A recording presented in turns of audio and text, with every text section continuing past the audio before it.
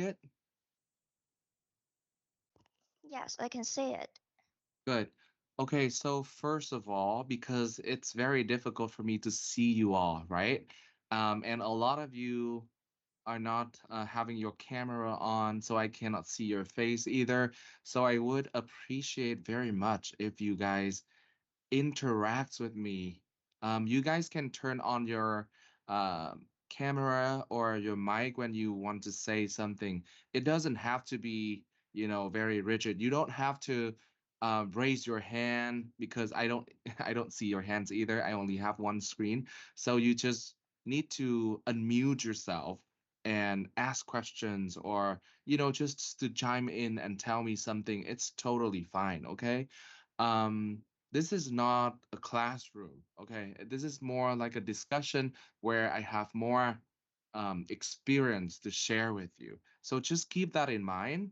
And we are going to have fun, a lot of different um, items today to go through. But in general, I believe that it's going to benefit you a lot if you participate more.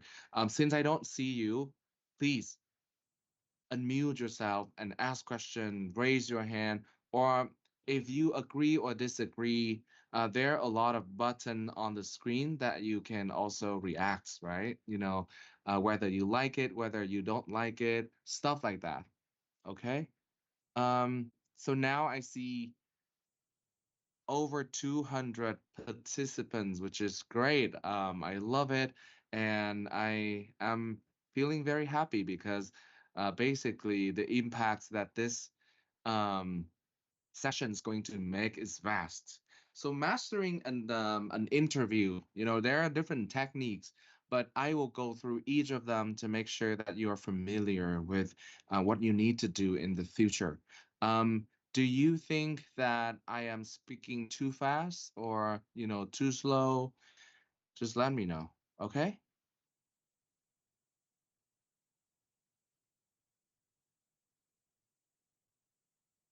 So now let's talk about how you can be a good fit, how you can be a good fit in any interview. It depends on a lot of different factors.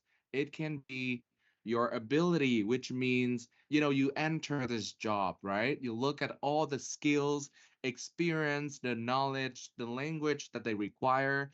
That is your ability. For example, let's say if you are going to be a social worker, then what kind of knowledge do you have? It could be, knowledge about refugee, knowledge about um, community services, and experience. How about experience? Experience could be, you have participated a lot in different community services, volunteer work during your school year, and now you have the opportunity to showcase what you have done and what you will be able to do. For languages, whether they required English or Mandarin, Chinese or Vietnamese, for example. So you need to read all of the requirements for job interview. It could be, a job description, or people call it JD. But for a scholarship, for example, that would be like the scholarship requirements. So you need to look at the requirements and make sure that your abilities match those requirements. That is the first step. That's the first step, okay? The second step is it's all about you, right? You talk about yourself, you show about yourself. How about other people? What they think about you would be called referee. A referee is a person who knows about you and who is going to be willing to write you like a letter. We call it letter of recommendation, like a letter that shows, this person has worked with you, has taught you at school, and you show them that you have the ability to win this scholarship or to nail this job, whatever. Okay. So usually, um, let's say if you go for an interview, you write your reference. or referees in your CV, like your professor. A referee can be your professor or the leader of the organization that you worked for before. And if the employer is um, serious enough, they will call the referee and ask them about you, like whether this person is honest, what is his ability, etc., etc. So I used to be a referee for many people, and I received a lot of calls from different companies asking about different people. So make sure that you choose the right referee for you, who can speak about you clearly and who can speak in favor for you, in your favor, because basically depending on your ability, also the references, the company will have a big picture about your ability from your point of view and from other people's point of view. Okay, and after that, what they look for is the personality. Personality is very important because whether you are very good at that, whether your referees say very good things about you, but the personality is something that help you go along with the company for a longer time. Your behavior, your attitude, your motivation, and your confidence. So imagine if your personality, you are an introvert, you like to work on your own, but you enter an interview, you enter a company that there are a lot of people who are very fast, right? They are very sally, like they talk a lot, and you feel overwhelmed. For example, would you want to, work in those companies? I believe that some people may want to try, but at the end of the day, you will feel tired, right? You will feel tired because the workplace will no longer be the place that you enjoy yourself anymore, but it will be the place that deplete your energy. So be careful when um, choose a company. You need to make sure that your personality is a match with those two. I saw Sunmai raise your hand, right? Sunmai, you have any question?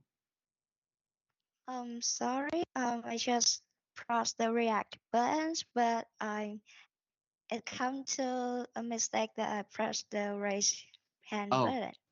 okay, okay, no Yeah, worries. You guys can sorry. you guys can raise your hand. Like I saw Nguyễn Hữu Đức raise your hand, right? Đức, do you have a question? Or it's just a reaction?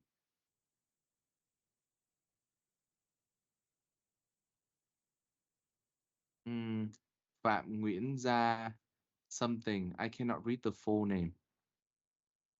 Hello. Oops. Hello? Uh, Go ahead. yeah. Đức, you have a question? No, I just misclick. Oh, okay, Yeah, okay, that's sorry fine. for that. Yeah. That's fine. That's fine. Okay, okay. So, I want to go through these four important things. And I think this is basically my whole presentation is all about these four items, these four factors. In order to win a scholarship or to win an interview to enter a company that you want, the first thing you need to know is why you, but not other people. You need to see the match between you and the company. If you really see that already, then probably it's for you, right?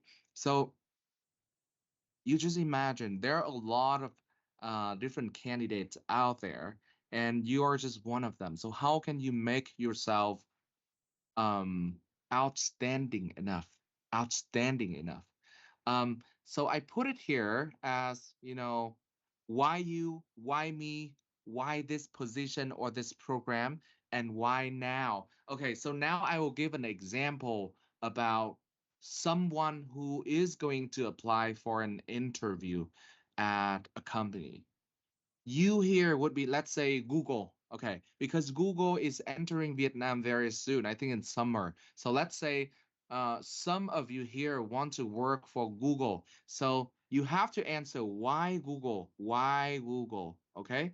And for example, Google really matches your interest, really provides you with a lot of career goal, career prospects, and also it's a very good place to work. It help you create a lot of impacts in society, for example. So you really need to know why Google. Why do you want to work over there? Very, very clearly before you move on to the next question. Why me? Like why myself? So you need to understand that there are a lot of applicants out there. I remember that I was chosen to be the only Vietnamese student back then to attend a summer school in Paris. And at that time, there were a lot of applicants.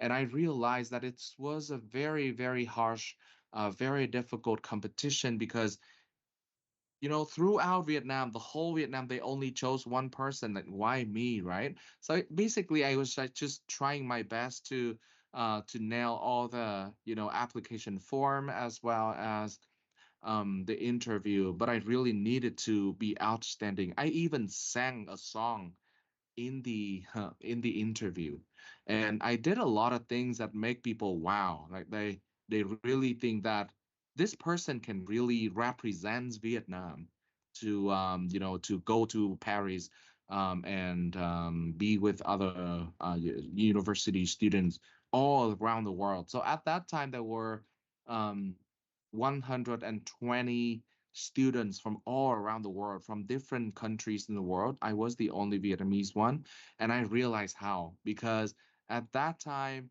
I made sure that all of the all of the deliverables, what I could do to make sure that I am a good representative from Vietnam was presented in the interview. Um, and I'm going back to Paris this summer too, to meet someone who interviewed me 10 years ago. And I believe that this is just a beginning, right? Just to show you that you need to answer these two questions before you move on to the next one, which is why this position or why this program. For example, if you want to be a salesman, right? You would need to look into the future of 5 years, for example. Like, if you want to be a salesperson now, then in 5 years' time, where do you see yourself? Do you see yourself as a sales manager? Do you see yourself as a person who has a lot of network that basically can help you sell different products, right?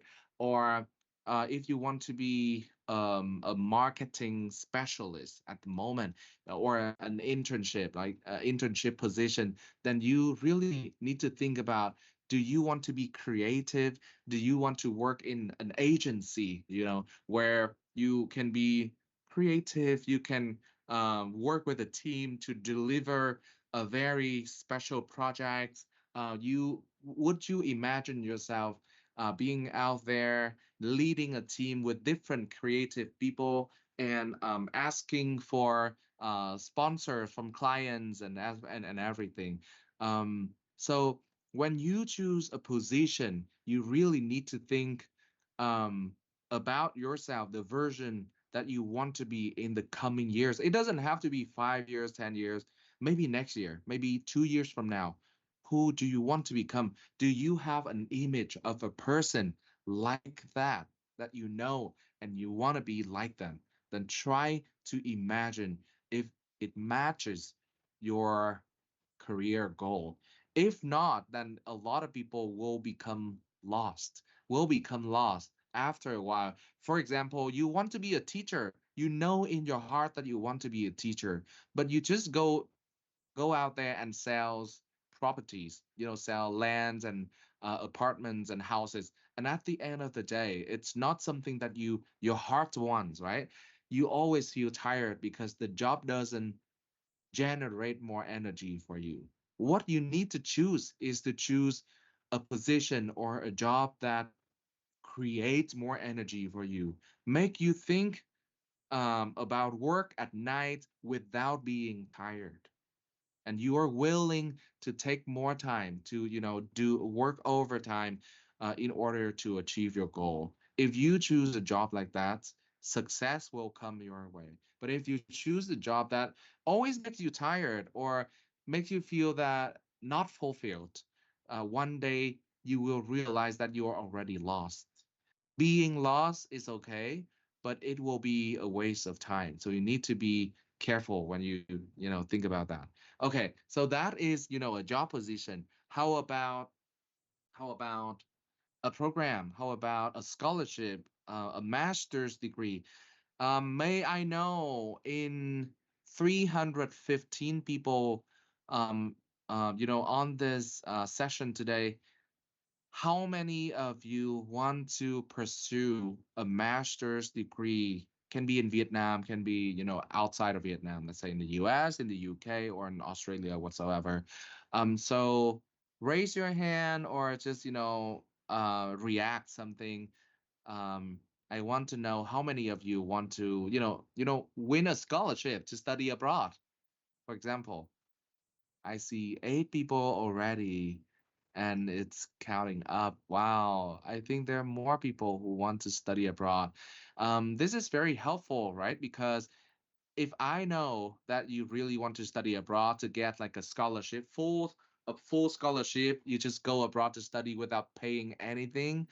I can share with you more about that because actually I am now a scholarship winner of the University of Hong Kong, and they pay for everything. I didn't have to do. I didn't have to pay anything else. And studying in Hong Kong now to me is like a vacation. So I really enjoy studying. Enjoy my traveling time as well as making friends, connection, and probably work abroad too. Um, and that's very good. Thank you so much. And the fourth question is you need to ask yourself why now? Why is it important to do it now? For example, I want to study abroad now. Like why now, but not 2 years from now? Uh, or I want to do an internship now, any but not in the future, for example. So all in all, you need to answer 4 questions. why why you, meaning why you, why me, why this program, why now? In order to answer these questions, it requires a lot of reflection, right? So you have to sit down, you have to think a lot, you even have to write something down, and you even need to spend days and months, you know, and many sleepless nights to think about these, because it's not easy to answer questions about yourself. It's funny. We always give other people advice, but we cannot give ourselves advice. It's weird, right? It's really weird that we always give other people's advice, like, oh, you should do this and that. But when it comes to our decision, we don't know what decision to make, because it's easier for you to just say something. It's easier for you to say, to, give advice to people, and you will not suffer the consequences, right? But for yourself, basically, you are the person who decide, and you are the person who will experience the consequence of your decision. So obviously it'll be more difficult for you, but that's okay. That's completely fine. People would say that you have to spend the whole day, a night, just to figure this out. It's not easy. Sometimes it can be a week or a month or a few months. Some people, it takes them years to know what they want. And it's totally fine because if you enjoy the process, not the destination, it's still okay. For example, I know a lot of you. Okay, let me ask you a question. Raise your hand if you don't know what you want to do in the future. Raise your hand if you feel like you don't know what you want to do. You don't know what kind of job you want. You don't know what company you want to choose. You basically don't even know what you really like to do. And that's completely fine. That's completely fine. And thank you for being honest because when I was at your age, I was like that too. I was completely lost because I was studying at Baikwai University, and you know what happened? It's ironic that I was meant to be an engineer, but I hadn't been I haven't been an engineer even one day my whole life. And do you know how I feel? I feel okay. I feel great because after all these years, when I come to this stage, I am at the position that I want. I have the job that I want. All of the educational background back then is no longer important. The important thing is that they allow you to know how to learn, know how to think. And so keep in mind that when you are in college, just make sure that you learn how to find information that you want to learn. You know what kind of methods that you can learn something faster than normal. You know the friends who you can reach out for help. And you know the connection when you need support, you know where they are. That's it. That's it. All the information or the knowledge from school can be taught very quickly. Now with AI, with access to education, you may only need 1 year to learn almost all the basic things about a major. So imagine now, maybe in the next 2 years, you want to learn about AI or a large language model or coding, computer science. You may only need 1 or 2 years, not long, not too much time anymore. And so now I want you to think about learning how to learn and learning um, where your resources, where your network, and where your support system is, because that's going to help you in the future. Knowledge can be learned very quickly um, if you are hardworking. Okay. So this is me. I just wanted to share with you a little bit about myself. I mean, my profile is very, very long, and it has a lot of, achievement earlier. But these are the most recent one. So now I'm basically an MBA scholarship awardee at the University of Hong Kong, and this university is ranked number 17 in the whole world, and our program is ranked number one in Asia in many different aspects, and that's why I'm very proud, to show you that I'm one of them, and I think I represent Vietnam pretty well in the program because all the professors know my name and they love how I interact in class. And I think that once you graduate from Ho Chi Minh University of Economics, you go abroad, make sure that your image of yourself and Vietnam is presented well, because I think that will also make people think that, Vietnamese people, not only are we good at fighting, but we also very good at studying.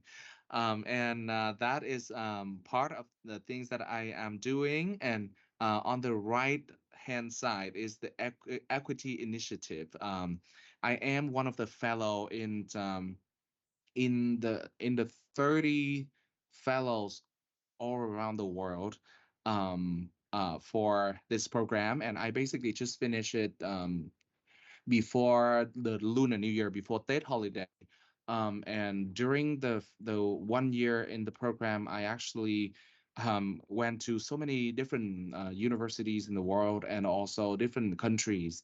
I went to Harvard in in summer too, and we studied, negotiation and everything there. I actually delivered one negotiation class for Ho Chi Minh University of Economics in the past, I think 2 years ago. But it's really great to be part of the community, and I that's why I'm very proud, also very happy to be here with you to share. And I hope that it will bring you different values. So now, what you see here is, um, uh, can you tell me what this is? Can you tell me what this is? Can someone tell me what this is?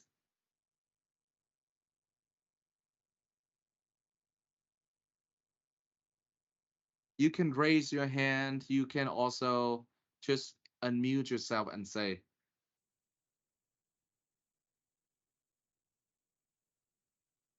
anybody? Can you guess what this is? Okay, I would ask Lê Nhật Phú. I think it is roller scope. Yes, in Vietnamese it is Kính vạn hoa. Kính Vạn Hoa. Why do I put this picture here? You know, the reason why I put it here is that each of you is a Kính Vạn Hoa, right? And you will be able to see different version of yourself every time you shake it. And so I want you to see yourself as something like that.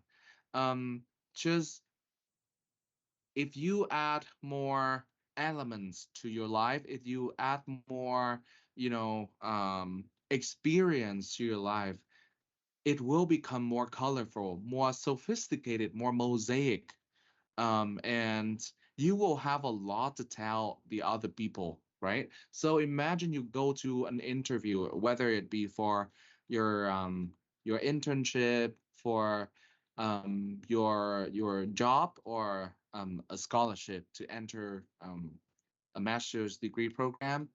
You need to share your story. You need to show your kaleidoscope. And by doing this, people will see your quote unquote true colors, but in a good way. Okay. Um, by seeing your own true colors, will they be able to understand you?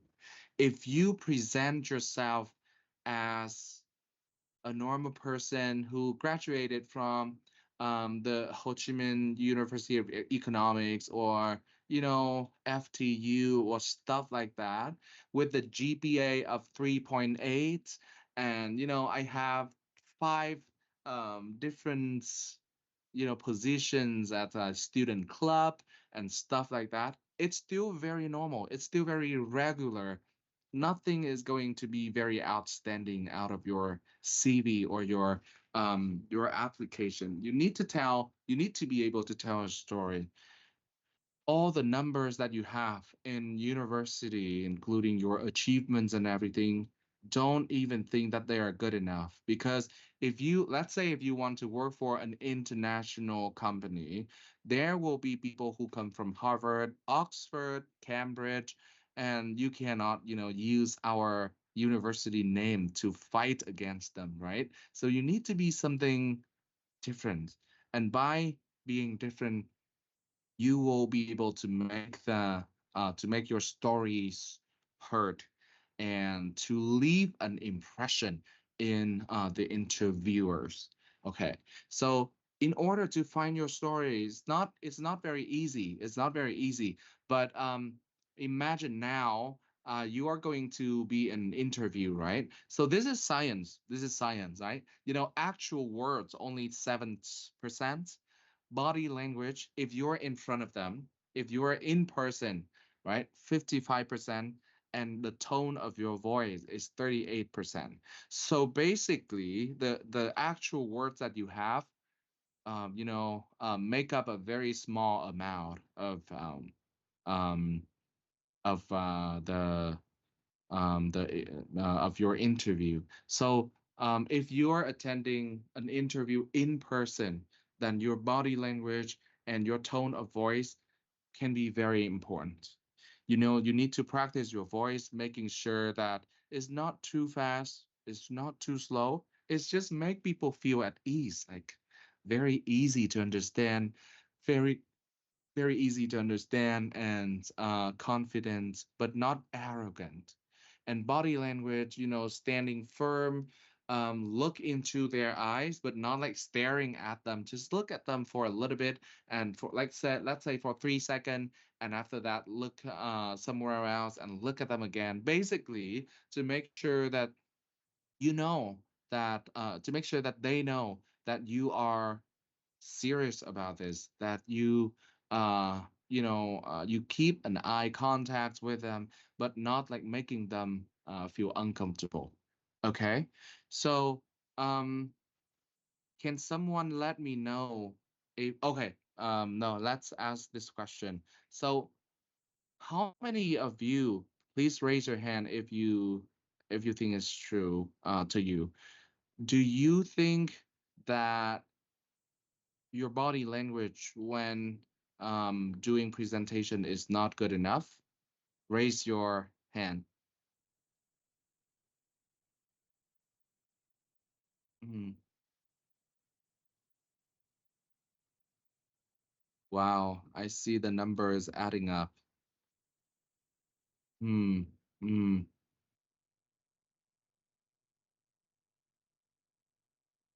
Okay. It's normal because you haven't been able to practice that much. And presentation can be very different because when you present, right, you already practice at home. You take control of what you have to say. But in an interview, they can ask you like random question. And so if you're not prepared enough or if you're not confident, they will ask you questions that you're not prepared about, right? So you will, stutter or you will not be able to answer it very smoothly, and that will affect your results. So, what is the advice for those who are not very good at body language? The only thing that I could tell you is to practice, practice, and practice. And how to practice? Okay, you just imagine that if you stand or if you sit firmly straight and your eyes look straight also, you already increase your confidence.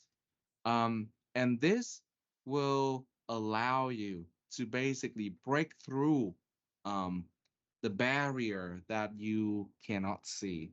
Um, and what is more the tone of your voice. So the tone of your voice, it's not only about tone, but it's just basically about voice. And voice can mean, the pace, whether it's fast, whether it's slow, and whether it's too pitchy, too high, too low, or moderate, right? So any of you here um think that you need to improve your voice when you speak, raise your hand.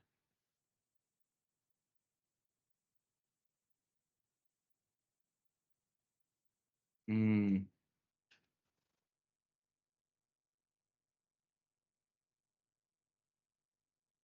May I ask one question to answer? May I ask one person to answer?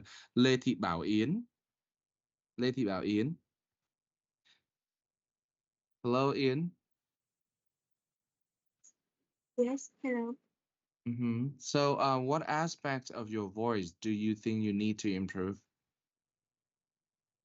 Actually, when I speak, I don't really realize that my voice have any problem, but I have received some response that my voice is quite low and I speak quite small, so other people Uh, cannot hear me clearly. mm, okay, that's very good. So you speak um maybe you use your throat a lot and you don't use your chest, right? Because if you use chest voice, then the voice will be more echoing and loud, but not like threatening people.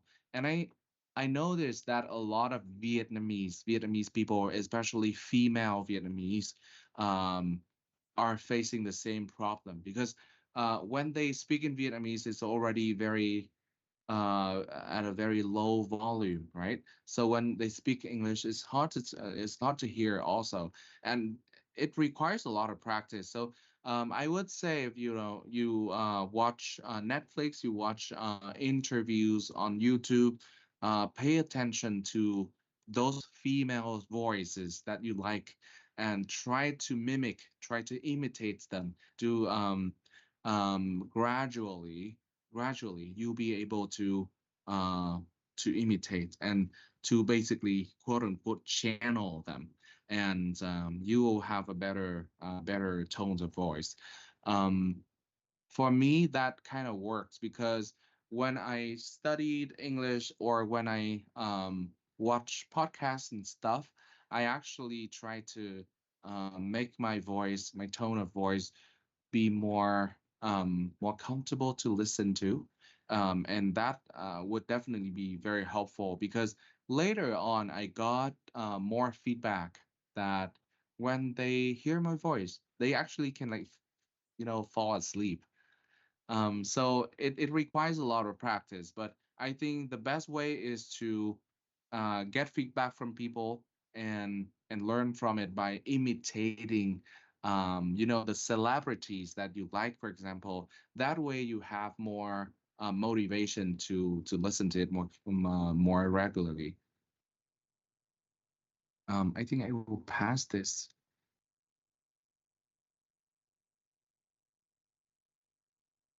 Mm.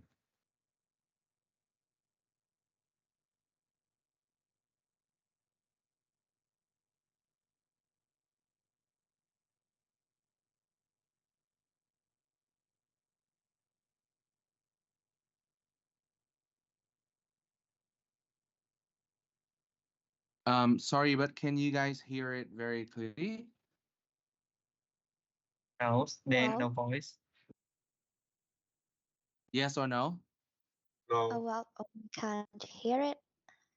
Oh, I think it's probably because okay, maybe I will send this in another later. I will send this video to you, but we can move on to the next one. Okay. So Only but you can hear me clearly, right? yes. You Okay. may paste the link of the video in the chat box Okay. so Um we can access it. mm, mm, mm. All right, so let's talk about like a more holistic way to prepare for an interview. So, we do have, different stages of an interview, right? Before, during, and after an interview. You know, before an interview, can someone tell me what you need to do?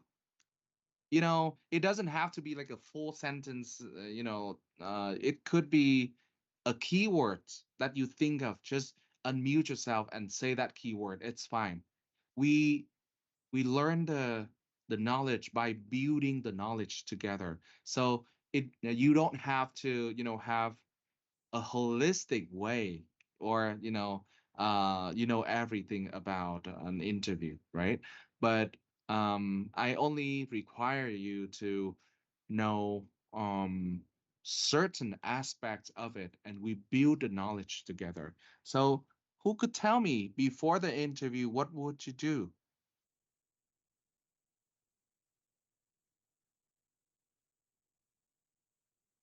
Just unmute yourself and start saying. Cook that. Well, I think before the interview, I have to reread the job description of Mm, the position that I want to apply to mm, carefully understand what they require from the new employee. mm, And I also want to mimic the mock interview for myself. We can generate AI questions. And maybe I, mm, I think so. Yeah. So that mm, I can try to practice mm, answering the question and just to make sure that I can prepare enough to don't fall in panic when I face the true interview with the recruiter. So mm. yeah. And also, I think that before we go into the real interview, we have to sleep enough, eat enough to have a good energy Mm-hmm. to show up for the recruiter. I think so. Mm-hmm. Mm-hmm. Thank you. That very good. Very good. Not only to eat enough, sleep enough, but also to reread the JD and try to do some mock interview with, ChatGPT or, and whatnots, right? Who else? What are other aspects that you could think of? Who? Lên Nhật Phú.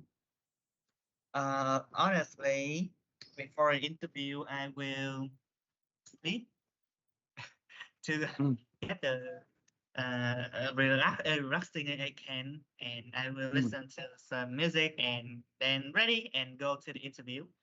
Just like mm. that. Okay, so Fu would, listen to music, relax yourself, and basically do not have to think about anything else so that you can go to the interview confidently, right? What about Yes. other people? Thank you, Fu. What about other people? Minh Thư. So before the interview, I will practice and prepare some common questions Mm, like your goal in the future, in the next 3 years, mm. 5 years, uh, and like what's your strength and what's your weakness. Mm, mm, mm. Okay, cảm ơn Minh Thư.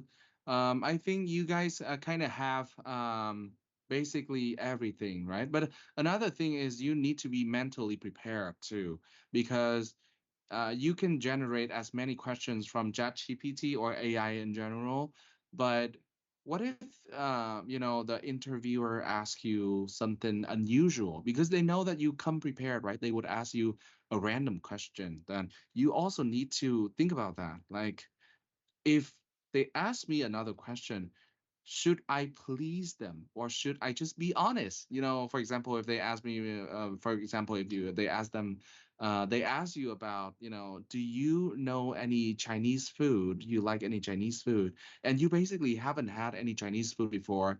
You can be honest. You can be like, to be honest, I don't know anything about Chinese food. Like, what is it? And so that's why I'm very excited to be in China studying for my master's degree and also to explore the landscape of the food culture here. And hopefully by the end of the program, I'll be able to, to share more with my friends and family about what Chinese food is all about. So not I mean uh the the interviewers do not expect you to know everything, but they want to also see your characteristic, your personality, whether it's a good match. Of course, they want someone who want to be honest. They don't want someone who want to fake and to get through things because when they are at that position, they can really see everything. They can really see if you are faking. And another thing I want you to be more prepared is if you wrote anything on your application, right, you need to reread again because based on that, interviewers are going to ask questions, right? So if you fake something, they ask you question about that, and you be like, huh? What did I write in the application? Then I think you will fail. Okay, so be very strategic. If you write something in the application form or in the statement of purpose, if you want to study abroad, make sure that you reread everything so that when they mention that, exactly, this is what I wrote. So I know what it is, and I'm going to answer and elaborate a little bit more because a lot of interviewers know that applicants, candidates, they could ask someone to write for them. And when they come to the interview, you just need a few questions to figure out whether this person is a fake or not, right? So it's important before the interview, making sure even if you ask someone to help you with the essay or something, reread them again. Okay. And what about during the interview? So during the interview, what should we be mindful of? Raise your hand to answer question. Doesn't have to be perfect. Okay. During the interview, what should we be more mindful of? I see Quốc Đạt.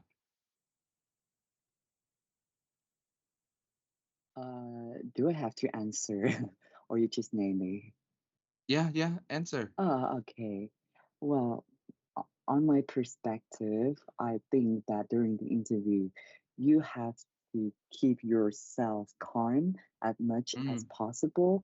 mm, And as you have just shown us the research about the what should we do, the percentage of the body language or verbal or something that the technical or something. So I think the most important thing that we try to connect or contact with the interviewer as much as possible with the most friendliest and the more comfortable way that mm, like we don't I, from the point of view maybe like we usually have the gap between the interviewer and the interviewee, but as a interviewee, I want to bridge the gap. I want to be more like a friend with them, or maybe yeah, to be more friendly, is because I want to make sure that I will be your colleague in the future. So mm, why should we try a more comfortable way with them, yeah, to get to know the other better? And one of the last thing I think that we should do during the interview is that we just talk short, which is focused on what we actually write in the application form, or don't go so far. Don't go around where like you they ask them one and you just answer them 10, but nothing is focused. Yeah, so I think so. Yeah, I think you mentioned a very good point that, you should not be too long-winded, right? Because if you're very lengthy, you're very long-winded, then then the interviewers will think that, you know, I probably cannot ask that many questions anymore because it takes a lot of time for this candidates to answer questions. Okay, what about other people? What do you what did you do? What would you be more mindful of when you attend an interview? Any other people? Raise your hand. Okay. So during the interview, okay, Bảo Trân.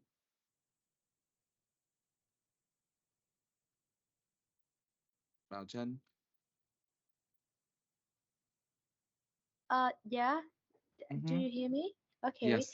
I have learned that we should like answer the question in the STAR method. It is situation, task, action, and result.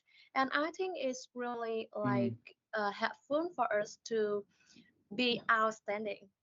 mm, And I think also important that we need to control our emotion, like mm, don't be too like just keep calm and mm, slow. Just you can pause a bit to think about the answer and then answer the interview. Yes, and I think this is really important because somebody, they when they have the question and they still answered without thinking about it, it's mm, not really good for you. I think this is my advice. Thank you, thank you. How about Ngô Vũ Trường Thịnh? I saw you raise your hand.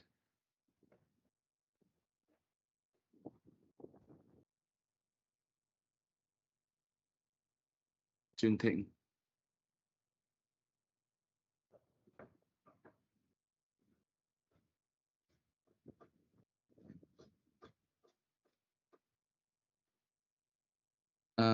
Or Trần Hải Đăng, I saw you raise your hand too.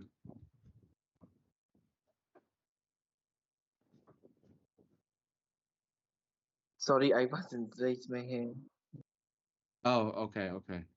Okay, I think you kind of have, a general idea of what during the interview is supposed to be, right? But another thing I want to mention, during the interview, okay, now question. During the interview, let's say you were so emotional and you cry, then now my question is it okay or should you be too emotional and cry in an interview? Raise your hand. I want to see. Should you cry when you are too emotional in an interview?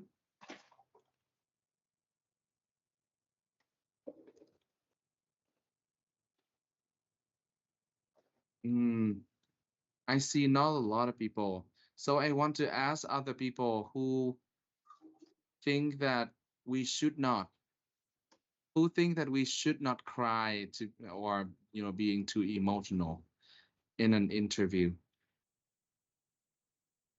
Um, let's call someone Ngô Gia Cát Tường.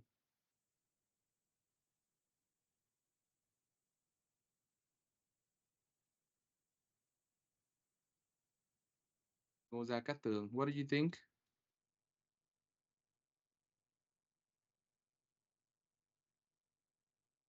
Lê Thị Bảo Yến.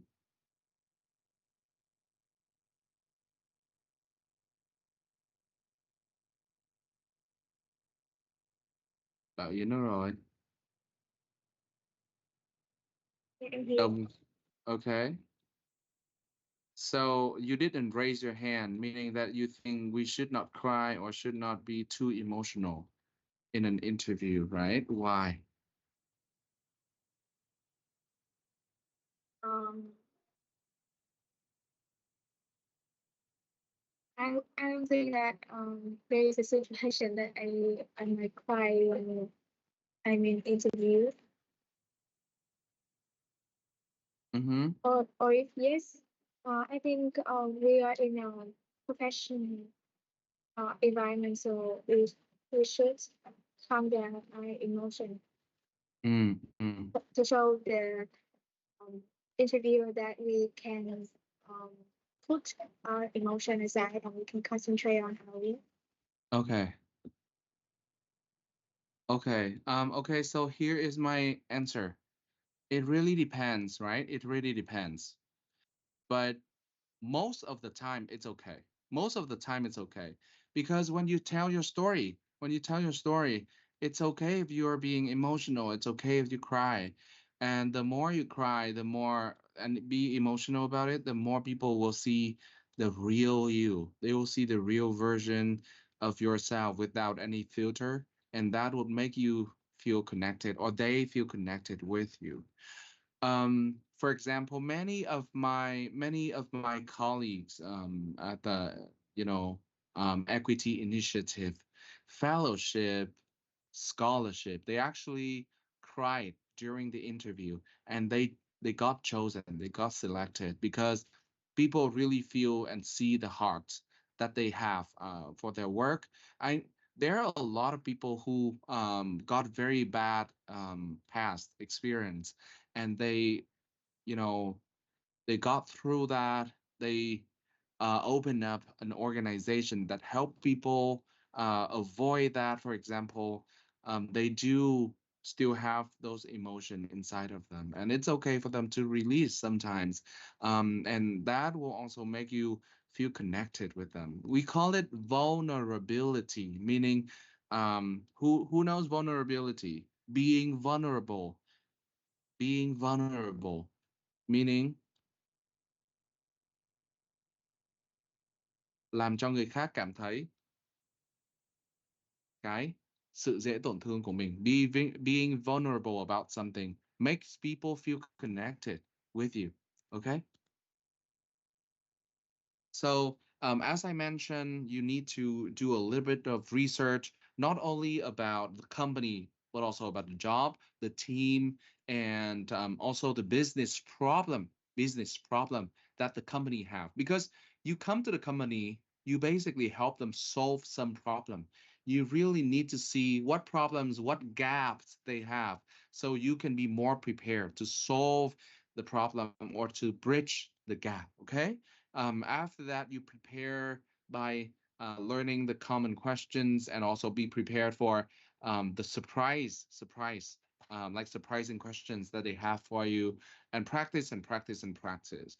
If you fail in an interview, that's completely fine, because if you win or if you get selected all the time, then who's going to fail for you? You know what I mean? So failure is part of the process. It's completely fine, because it helps you learn the lessons, the important lessons that you can do things better in the future interview. So make sure that if you fail, don't be sad, or maybe if you be sad for 1 or 2 days and move on with other interviews. Okay. So for the part of research, there are a lot of different things you could do. For example, if you want to study abroad, you want to get a scholarship, right? You will basically need to ask people like, what kind of interviewers are these people in the company? And if you apply, let's say for an ESG or environmental organization, make sure that you also read the news to know all the environmental issues now happening in Vietnam, for example, because that will help you, be up to date about different topics that's currently happening. If you know someone who has worked in this company before, or if you know some alumni from a university that you are applying to, ask for their contacts and ask them about different things you want to learn about, so that you can be more prepared for your interview. Okay. And so when you prepare, right? Usually you can prepare about like 10 or 15 questions, but now with ChatGPT, you can actually generate as many questions as possible, let's say like 50 questions, and there are a lot of different ways to answer your question, but make sure that it should be more personal, more it can be emotional, personal, but also measurable, meaning that people see the impact, not just what you do, but what impacts that you have been able to make. Okay.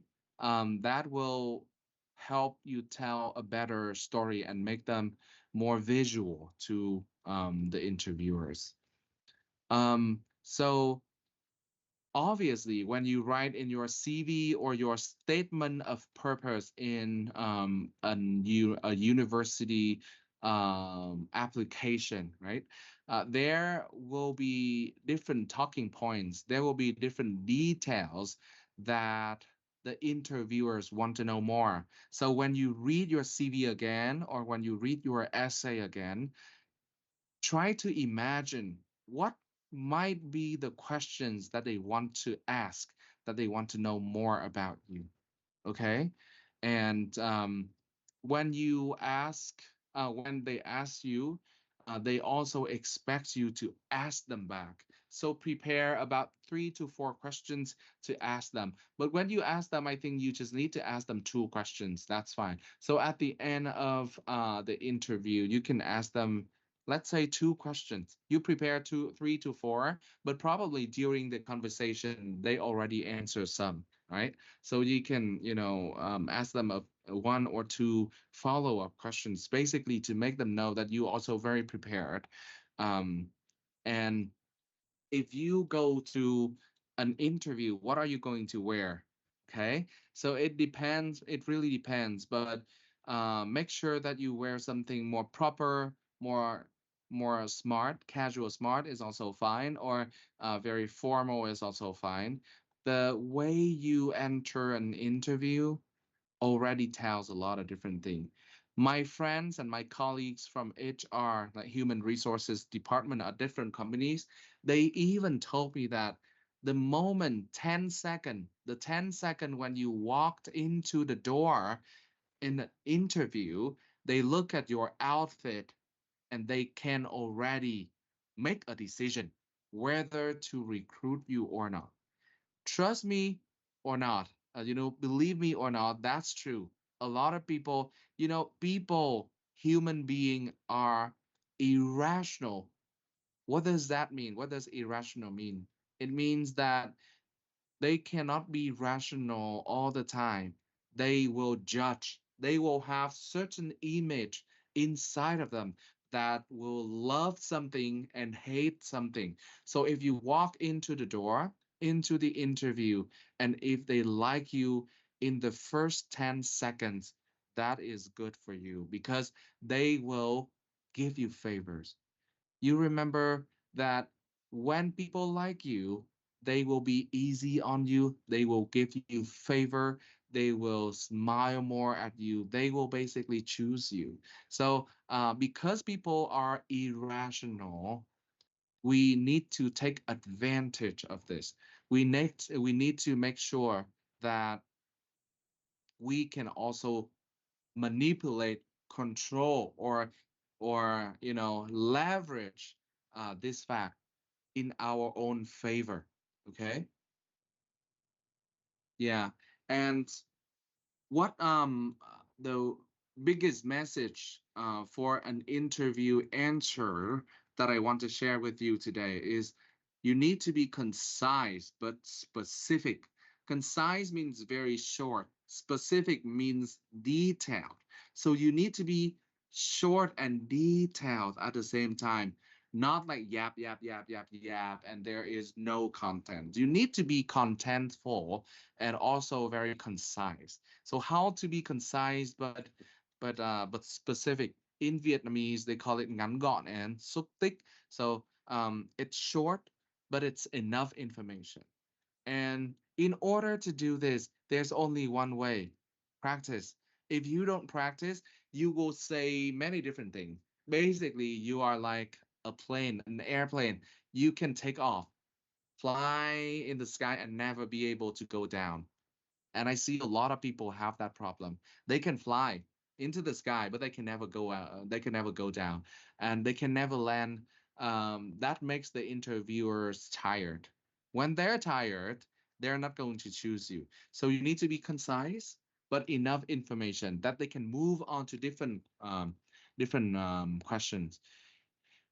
Be reminded that all the interviewers are going to take notes. So if you answer concisely and specifically, they will be able to take a lot of notes, and that's good for you.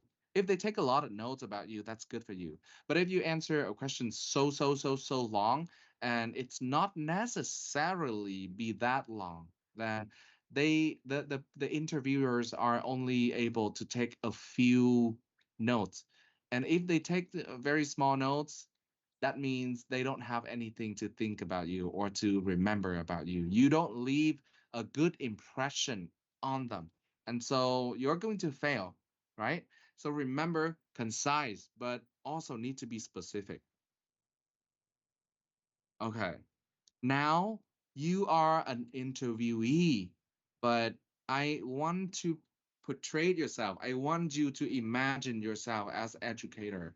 What does that mean? What does that mean? So interviewee as an educator means that you are here in front of the interviewer. You're here in front of them to educate them.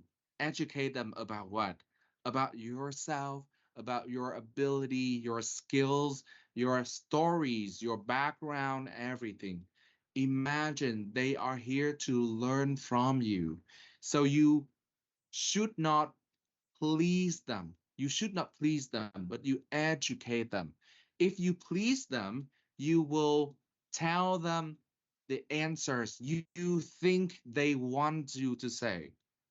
But if you portray yourself as an educator, you basically educate them, tell them your story, tell them about your background, basically let them know more information about yourself, how you are a good fit for the company or for the master's degree that you are applying for.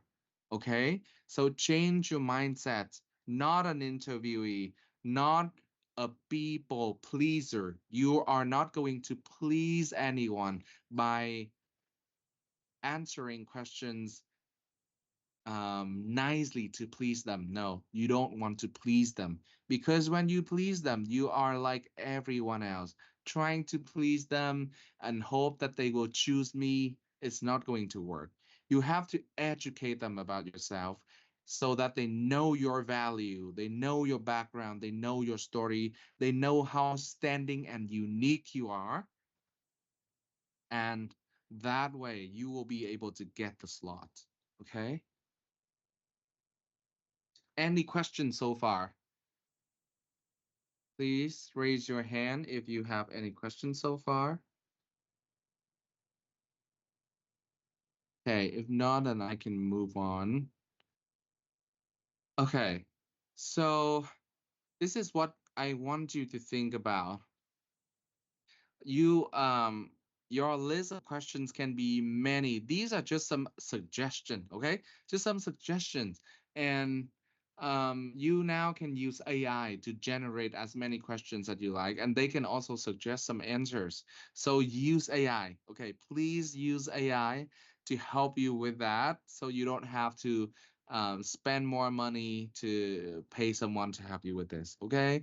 Maybe probably AI can actually give you feedback too, so you can leverage that and self-study without paying a lot of money for different agencies. Okay, but usually when the company or the scholarship sponsors ask you questions, they will ask you a few questions that are categorized into three different categories.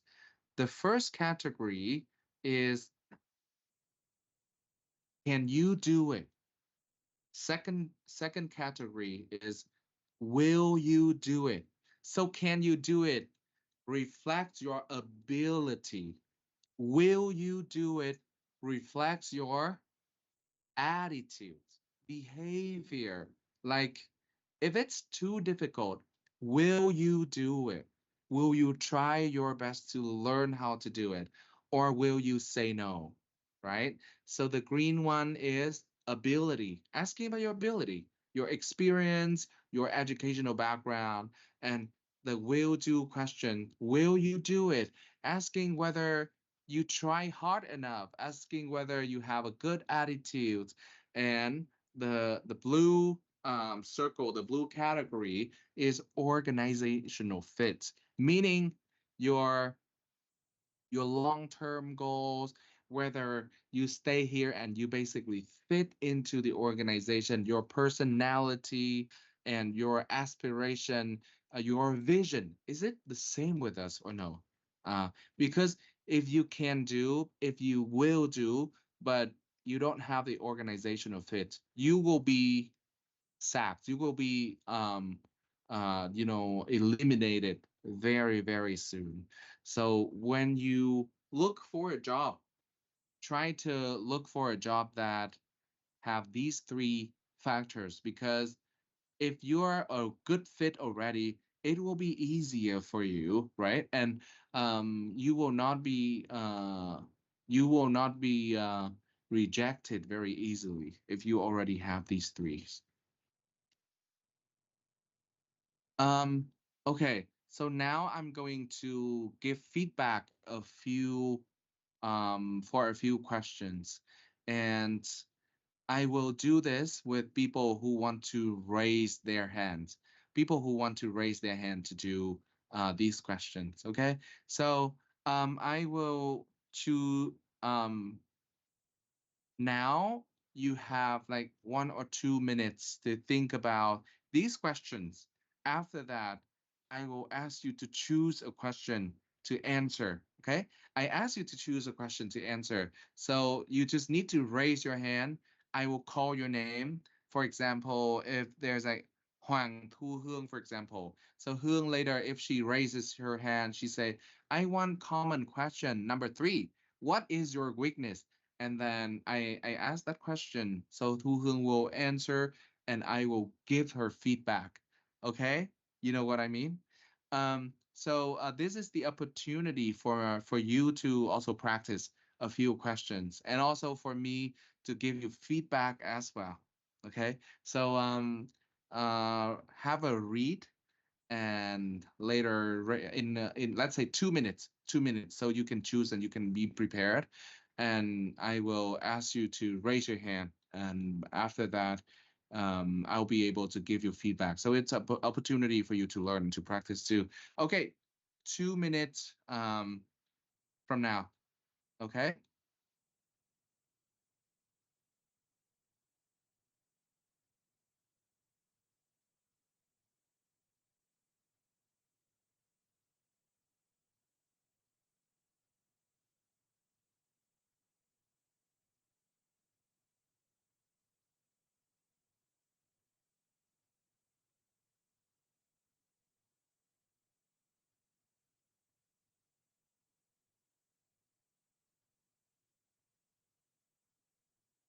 Thì là tất cả các bạn này sẽ được di chuyển vào cái N2 luôn, thì các bạn cũng sẽ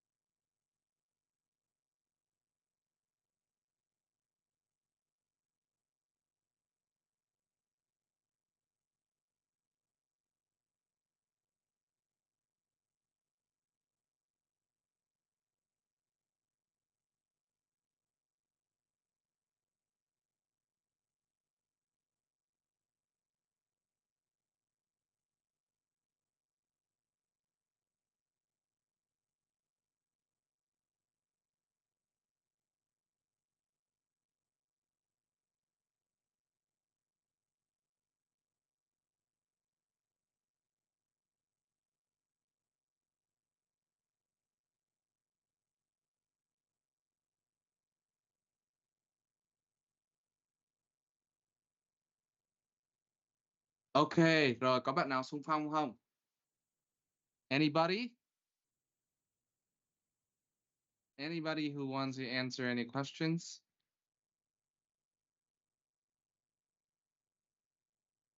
Quốc Đạt.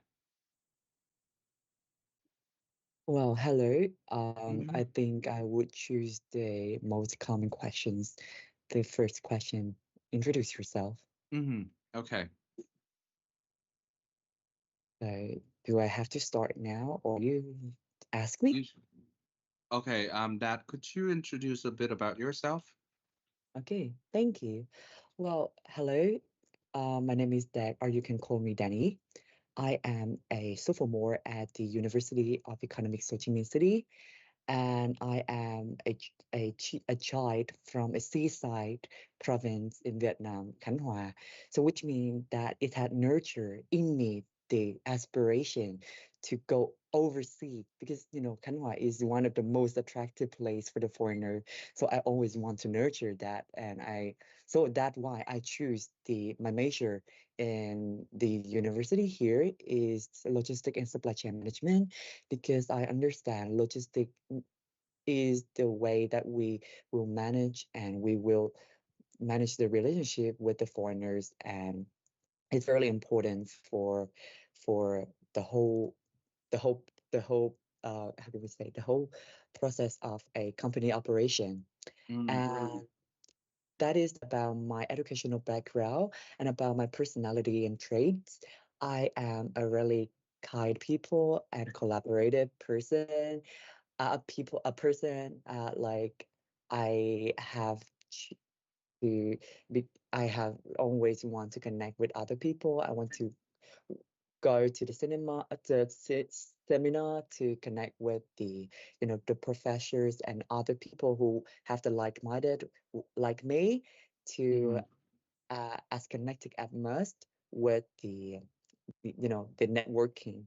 And also I always want to challenge myself, and as I have took part in many competitions in my university, like I want to explore more about the sustainability, to you know to how to understand how sustainability can apply to the company and so on. So that's why I have just dive myself in competition to understand more, and I have won a lot, you know achievable, and I'm really proud of my achievement that I have won the first prize at the very renowned competition in my school. Mhm. Yeah. Okay. And yep, Any more? I think that is a bit about myself. Yeah. Mhm. Okay. Thank you, Dad, for Thank you. volunteering to be the first person. I think your presentation is pretty good, and I think I could really see what you are like, what you want to achieve, and everything. The only feedback that I have for you is that it still feel like you're you're like an airplane. You know how to take off, but it takes you a while to really land on the ground, right? Because when you introduce about yourself, imagine you're just in an elevator. You only have, let's say, 1 minute or 30 seconds to introduce about yourself. It can be shorter, it can be concise and specific. So it can be like shorter, but it can still be uh of the same amount of information. So I think your English is good too. So what I would, you know, the advice that I would give you is that try to condense them. Try to make sure that you still have the same amount of information, probably less, but it's more concise. It's within 60 seconds, then it will be okay. Like you can introduce about yourself, your name, where you're from, and probably your educational background, why you love transportation or logistics so much, and now when it comes to a scholarship, you will twist it a little bit differently. And when you apply for a company, it can also be a little bit different. For example, if you're applying for a position of like sales in a company, then you can just say, uh, you can share with them about some experience in the past that you have with sales, that you talk to people a lot and you love to interact with people, and that's why this sales position will allow you to talk with clients and to learn from them, things like that. So it can be like shorter, more succinct, more concise, and at the same time still enough information. Okay. Thank you for your feedback. Mhm. Thank you. Okay, another person who wants to raise their hand and get feedback. And remember that no right, no wrong. Okay, Lê Thị Yến Trang. Okay, are you hearing me clearly? Of course, yes, very I clear. would like to answer the second question in the common question. What's your strength, Ian? Yes, I believe one of my biggest strengths is my passion for learning and my dedication to doing everything to the best of my ability. This passion isn't just limited to my studies, it extends to all the work I do. Whether it's a group project, personal task, or work assignment, I always strive for the excellence and aim to deliver the best results possible. Um, I'm the kind of person who pay attention to detail and wants things to done right. I take pride in introducing high quality work. I'm constantly looking for a way to improve and grow. While I understand that perfection isn't always achievable, this mindset pushes me to stay disciplined, organized, and commit to whatever task I take on.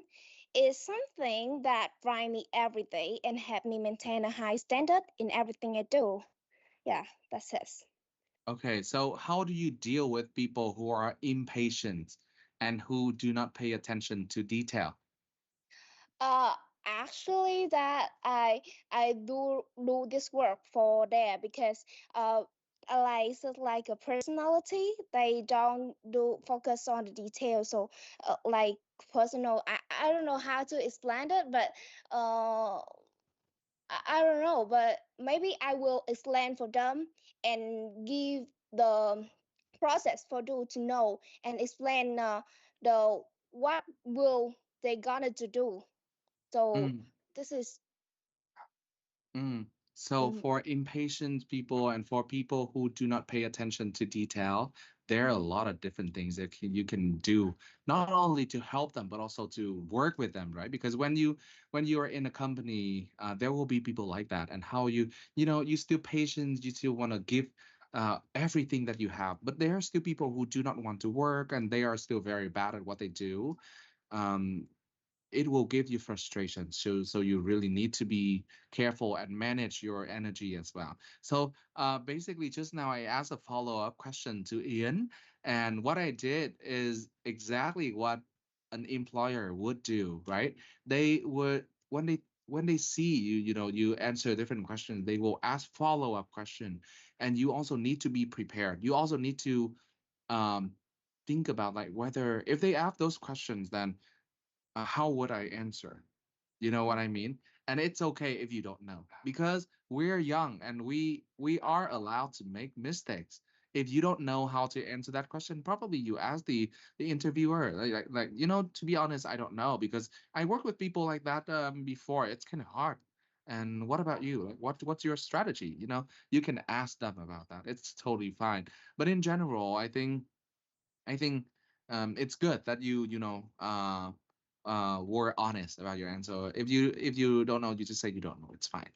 Okay, thank you, Ian. And another person. sorry, but excuse me, but I have a Uh-huh. question for you. Uh-huh. That when you don't have an answer for this question, but the tips, do you have a tip like you ask this question for the interviewer, something like this?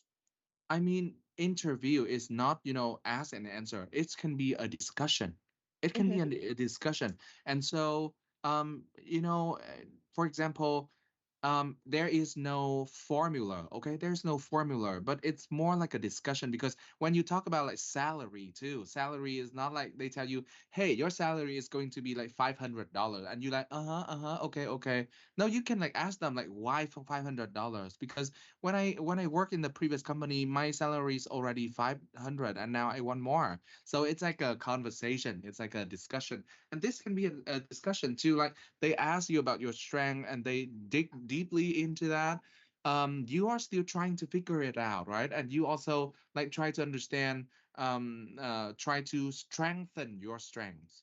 And it's good to ask them too, like, um what about you? What do you think? Because I'm still young, and the people I deal with every day may not be like the people that you deal with every day. So it's good to know your point of view. If you're comfortable sharing that, then I think they'll be open to share if they are comfortable. But if not, that's totally fine. If I would say if they have a lot of time, they would do that. Like 1 hour for your interview, they would do that. But if the interview is only like 20 minutes, better not ask that question. Okay, thank you for your sharing. Thank you, Ian. Thank you so much. Anybody else? Anybody else? Feel free to, showcase. It's okay to make mistakes. Minh Huyền. Okay, hi, can you hear me? Mm-hmm. I can. So I just common question number three. Mm. What's your weakness, Huyền? I think that weakness that I've been working on to like improve it is that sometimes feel nervous and I feel like pressure when I speak in front of class audience, like when I present in front of the class, or like when speaking in front of a large audience, I feel quite nervous, a lot of nerves, and while confident in Dude, one I'm of like sorry. I'm sorry. It's very difficult to hear from you. I think for some reason it's very difficult to hear what you are saying. can you hear me clearly again, like Okay, okay. you can try. You can try again. Oh, she left already. Anybody else? Maybe she will sign in soon. Đức, Hello. yes, I hear you clearly. Oh, all right. So I want to answer the question three. What is my weakness? Okay. So I think one of my biggest uh, weakness is like I become to like acting so quickly without thinking. So I sometimes make uh, some mistake that can affect the outcome of the project, and people usually doesn't like that. So I think in the next few years, I think I gonna improve it by thinking before doing the stuff, or I just write it down and ask me myself some questions about am I becoming too fast, or the job is needs to be more detailed or something else, so that I can improve with my uh, my quickness. Yeah. Actually, I think your answer is a very good one because you share with me your weakness, and you also, talked about the plan that you are going to do to basically eliminate the weakness, right? To make it not a weakness anymore. And so that's a very good answer. And another way I would think of is to make your weakness a very a very good strength. So it can be like weakness and strength at the same time. For example, if you say that you're among those who have like fast thinking system, meaning that you make decisions very quickly, but sometimes not that good. And so when it comes to very important decision, it can harm you, right? But when it comes to very quick decision, for example, where to eat tonight, you can make decision right away, and that helps save a lot of time. So share your weakness and basically say a little bit about its strength too. Okay, I see Viet Oh, Phú raise your hand. thank you. Yeah. Thank you, Đức. Nhật Phú raise your hand. Yes. Okay. I will choose the important question number 5. 5, okay. Important question. Can you tell us about a challenge you have to face and how did you overcome it? There's a stress and burnout due to overwhelmed by the workload when I were in the last year of university, last year of high school. So it was 2 years ago. So a monitor of the class and the secretary of the school youth union. So I have to deal with a lot of responsibility on the workload at that time. And at the last year of high school, I have to do some IELTS and I am excellent student in math, mathematics. So it's really a big problem. And at that time, I also wonder what's going to study in the future too. So really stressed and underperformance. So what did I do in that time? I will spend time for myself. First, I try to relax and to be mindful to really know what myself really want. And I set prioritize for each of the one I have. And after that, I ask for help. I ask my friends and my parents, like, what do you think about myself? What I am good about, and what do you think I can be successful in? Like you can, like imagine where I will be. And I also allocate the resource. Like if just myself thinking it's not enough, why don't we give that thinking to audience and make them think about that for me, and we get the answer. And I believe in that. And after that, I successfully prioritize our activity. So they decided to not do the do the hidden danh lực, and I focus on put my effort into IELTS and excellent student in math. And now I'm here, and I really appreciate that time because it's really more strength, more networking, so I can be here right now. Okay. I think the structure in general is good. However, it's still a little bit long. And by saying that, I means that, interviewers will reduce their interest over time. So you need to be shorter. And later on in this session, also, I will share with all of you a structure that can work, and can help you answer questions like this more strategically. And because these are questions that they will likely ask you, so you need to master these questions. Okay, these are not surprising questions. These are just very standard questions. So you can always like be more prepared. Um, and another type of questions is, culture fit and behavioral questions. It would be something like, tell me, about the time that you receive constructive feedback. Tell me about the time. Basically, just some case study, some scenario that you do something in the past, right? And how you deal with that. And from the experience, they can tell um, about your behavior, whether you have the cultural fit with the company or with the scholarship.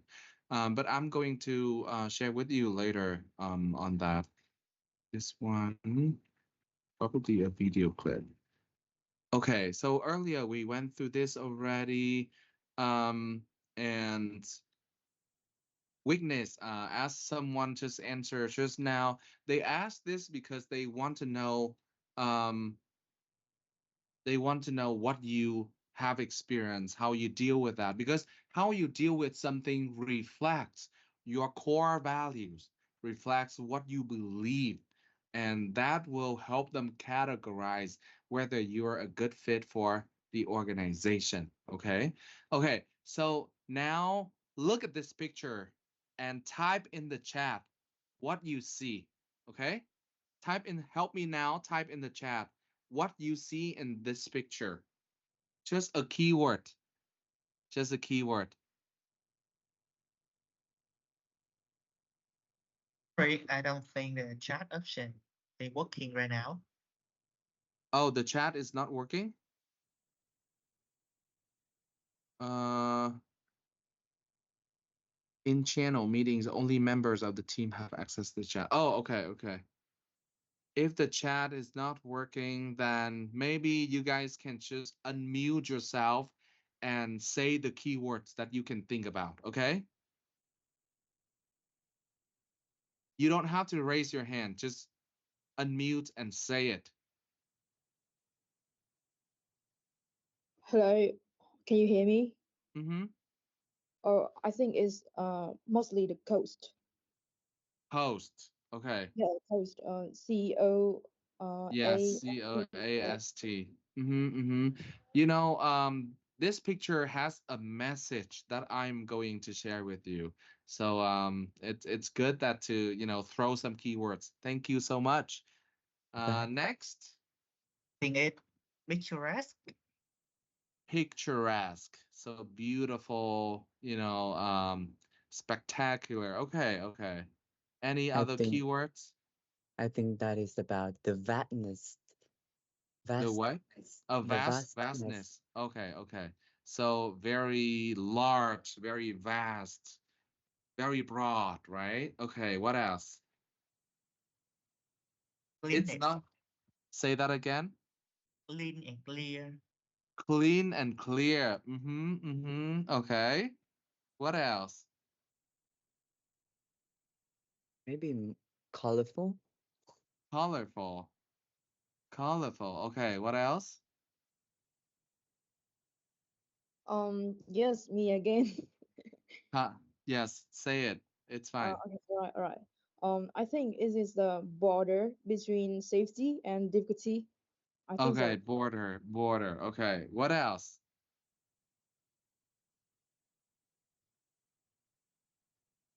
What else? Is it about the freshness? Fresh, freshness. Okay, what else? It's I not the think word. It's not the word that I have yet, but I'm open to more. you are gonna have a vacation. Vacation. Oh. Okay, what else? I suppose it is an island. Island. Mm-hmm. More, please. There is a keyword. There is a message that I have in here. Scary, proud, What is that? like someone who can swim and you Say hear. that. Say that word again. Sorry. I think it proud, like when you can swim and you in the middle of the sea and you proud. Oh, okay, okay. Not that word yet. Who else? It starts with. It has A in it. It has letter A in it. So we start with letter A or It has just letter A in it.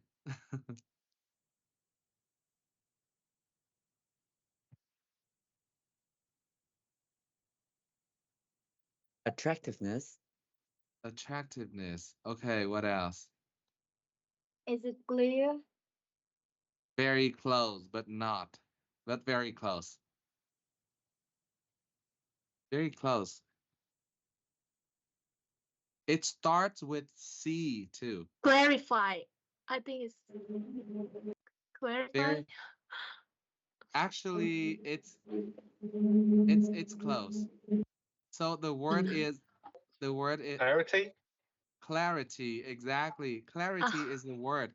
Okay, so you look at this picture. What you see is that, water is vast. The beauty the it's a very beautiful picturesque image, right?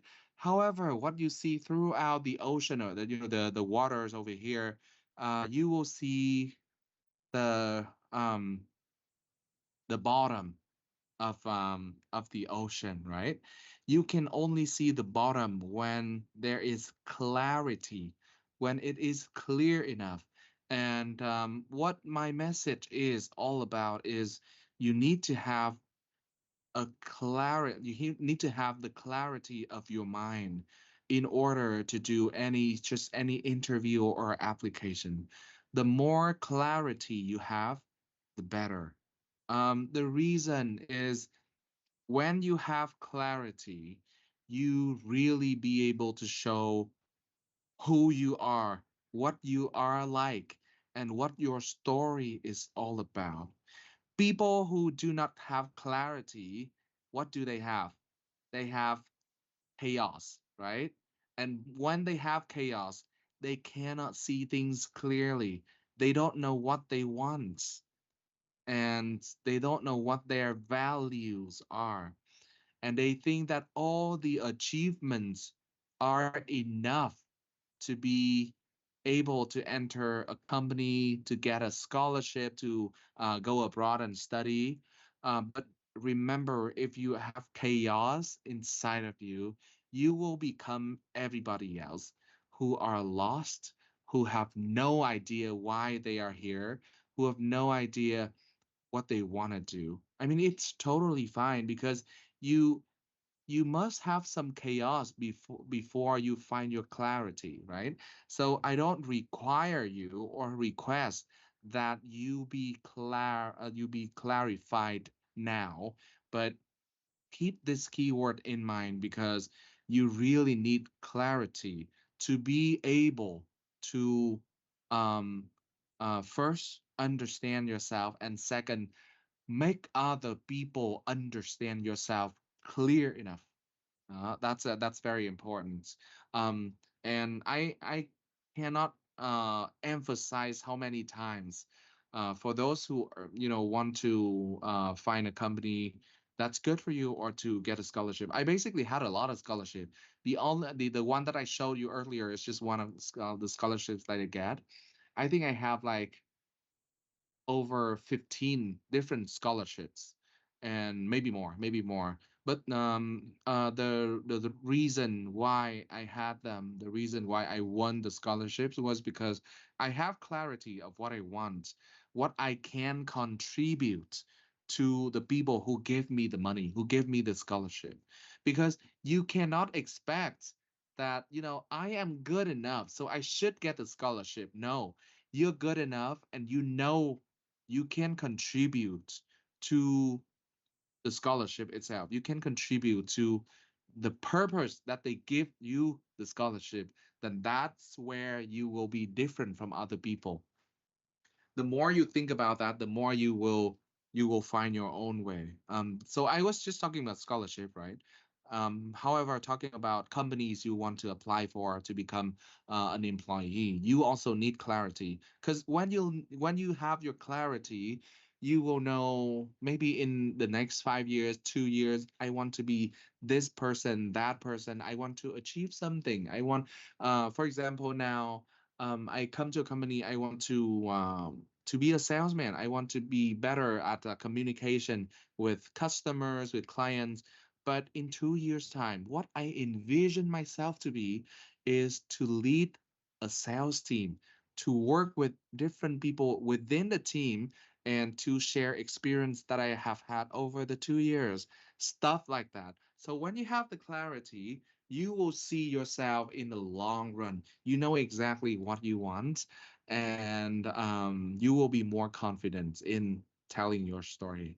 Because if you are lost, if people are lost, they see nothing in the bottom. They see nothing in the bottom. So they do not know what is the roots, what is down there.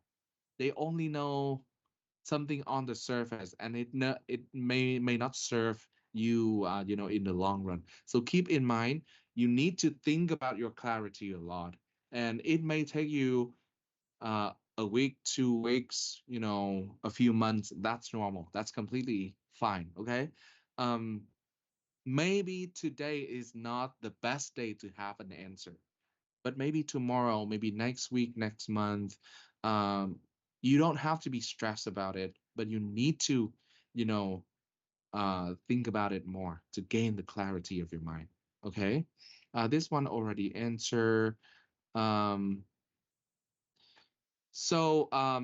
this is a very important question I want to share with you. Why should we choose you? To be honest, I think this is a stupid question. Very stupid question. However, they do ask this question. And the reason why they ask the question is because they want to see how you see yourself. They want you to see how you see your values, how you see yourself, and what values you are able to bring. However, this question is a very big question. Very big question. Why should we choose you? You have to tell them, I'm a good match and I can contribute this and that for the company. And your company also, the company that I want to work in the next 5 or 10 years and stuff like that. So it's a lot of things to say. But usually, other organizations, they will break down in smaller questions. For example, like, what's your plan in the next 5 years, in the next 2 years, or uh what can tell me what can you contribute to the company, something like that. So it is basically this question but break down into smaller ones, and I actually like that better because this question is very broad and it requires you to have a very big picture in your mind about what you can bring to them. And that's why sometimes I don't like this question, and this is a little bit challenge, like they try to challenge you, and that's why I don't like it. But they do ask this question, so I brought this up.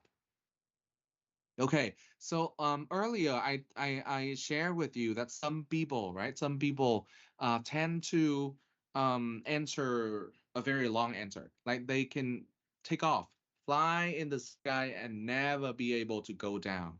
So now this is a technique that you can use basically to help you fly up and then land down easily. It's called behavioral interview technique. So basically, when they ask you something, you give them a context, very short context.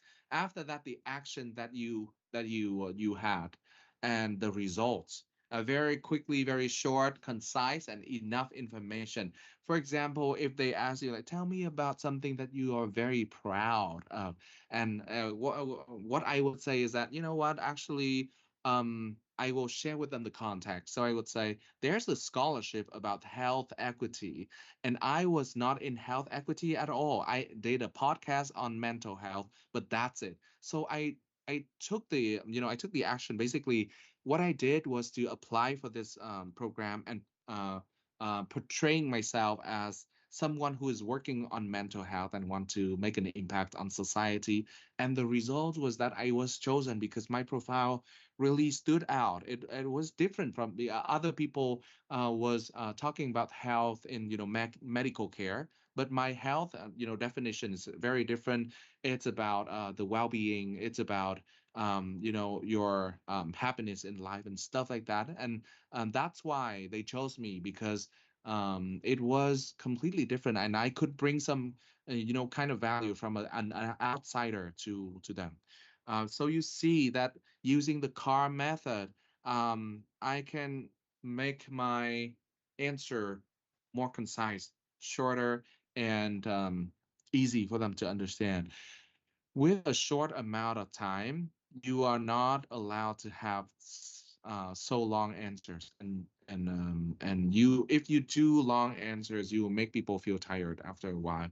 So keep in mind that this car method is very important. Context, provide them with the context. Action, what your action was, and why was it so different? Why was it making an impact? And results, share with them the result, the number, the good things that you were able to achieve, for example. Um, and during the interview, we already mentioned, um, pre-interview, we already mentioned, um, and post-interview. So post-interview, what we want you to do is to always say thank you to them in the interview.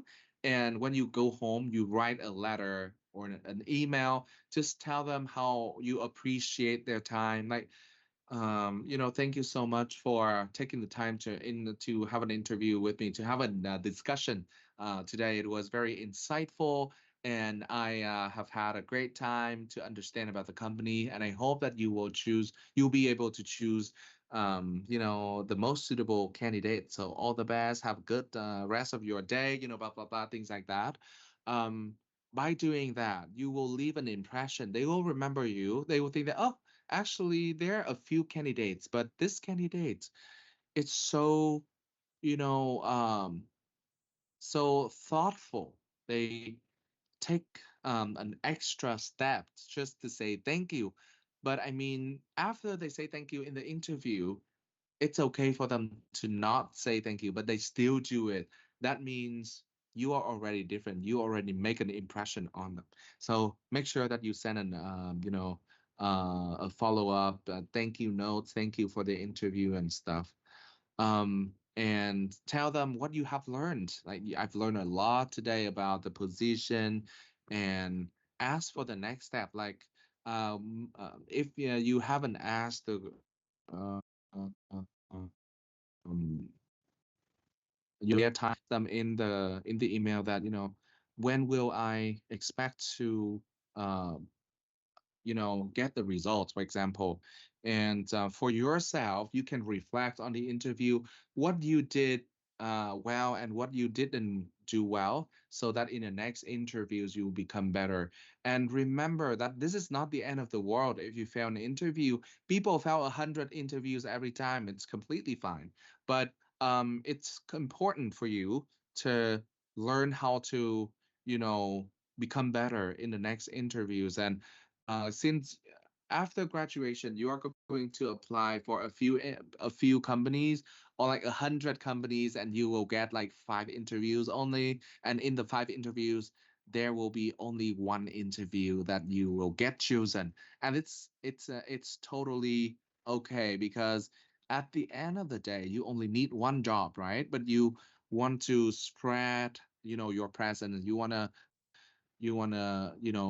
um test the water, and uh, see the opportunities anywhere that you can, and see how it goes. So please be okay if it's not going to work out this time. If you failed at the interview, you can always do better the next time. But you need to know, you need to reflect to know what you did well and what you didn't do well. I think that is everything for today's session. So anybody have any question? I think now would be stop sharing, and now would be Q&A, so that um, I can answer some of your questions. Nhật Phú. Okay. Mm. Is it a good way to show vulnerable when you're writing in the interview? Can you ask that question again? Is it actually a good way to show that you're vulnerable when you write in the interview? Okay, show your vulnerability when you are in an interview. It's fine. It's fine. For example, if you apply for a nonprofit organization, let's say, and you basically work in the Mekong Delta, let's say you work in Bến Tre province in the past, and you saw, primary schools, or you saw people who did not have access to clean water. And when you are in an interview, you feel very sad, right? And you remember those days in Bến Tre province. You saw people who did not have enough water for their cooking and for showers and everything. It's okay if you even cry. It's okay if you show that you really care about them, because um, people are irrational, as I mentioned. By irrational, I mean they will not be everything is all about number. They will also have emotions, and they will feel connected with your stories if you are open up to them by being vulnerable. Okay. Because I have my cousin, no, my like my father, and he said that like he do the interview with someone who apply for a job, and he asked her all about one of the her difficult time, and she remember that time, and she will cry a lot. And my father said that she is not good at dealing with emotional, so she will fail. So what do you think about that case? That's a very, very good question. That can be true too, because if your job requires a person to be very strong, then that can be true. But in common cases, I believe that it's not true. In common cases, I think that emotion, even if you are being vulnerable, it can be an aspiration, it can be a motivation, and it can be a strength. Not many people can do that. And people who tell you that you are not allowed to cry, those people can be toxic, and those people can be positively toxic. What I mean is that they ask you to stop crying, but it's your emotion, it's your real true emotion. And if you ask you to stop that, basically they are trying to control you. Do you want to work with people who try to control you? You know what I mean? Yeah, Like I if you see. like if you want to work in a military, right? You're not allowed to cry. Or you want to work in a position that requires you to be very strong, then you have to position yourself very differently. But in most cases, and especially for those who just graduate from college, it's completely fine for you to be emotional. Being emotional doesn't mean being dramatic, okay?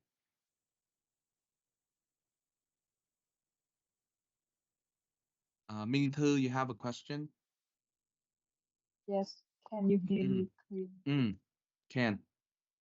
So, in your first or second slide, Mm, I can the reference. So I have a question. Is that okay for me uh to tell my former leader in in the former company to write the reference for me? And like I don't know how to talk or to pursue him or her to write a reference for me. So I have a question I about that. see. I see. So for people who want to, so you need to ask them to write a reference letter for you, right? If you think that person knows you well, then you should. But if that person doesn't know you well, you should not. Because if they don't know you well, so the employer or the scholarship provider will call and ask them like 40 questions. They don't know about you. They will like not be able to answer the questions, and that will be a sign of failure. You need to find people who know you well. It can be like your friend. It can be a best friend of yours who um have gone through presentations, group projects with you, understand you so well that can answer basically all questions about your good quality, your teamwork, collaboration, and everything. Or your professor who knows your name and who always want